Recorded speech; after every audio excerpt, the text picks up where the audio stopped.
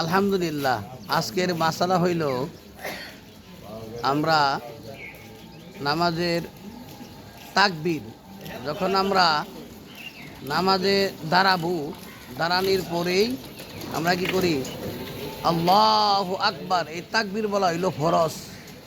এটা যদি আমরা না বলি, শুধু দুই হাত উঠাইয়া হাত বাঁধলাম, নামাজ হবে না। এটা হইল ফরজ। আল্লাহু আকবার বলা হইল ফরজ।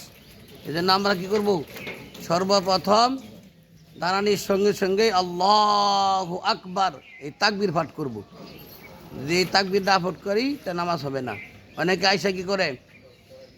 আইসাই আল্লাহু আকবার না বইলাই দুই হাত উঠাইয়াই বান দিয়া আবার রুকুতে চলে যায়, কিন্তু নামাজ হবে না।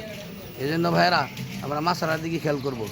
আমরা আইসাই আল্লাহু আকবার তাকবীর বললে তারপরে ইনশাল্লাহ আমরা সূরা কিরাত পাঠ করব। আল্লাহ পাক রব্বুল আলামিন আমাদেরকে মাসালা কোরআন হল করার জন্য তৌফিক দান করুক, মাসালা কোরআন সহিহ শুদ্ধ করার জন্য তৌফিক দান করুক। আমিন। আসসালামু আলাইকুম ওয়া রাহমাতুল্লাহি ওয়া বারাকাতুহু। ওয়ালাইকুম আসসালাম ওয়া রাহমাতুল্লাহি ওয়া বারাকাতুহু।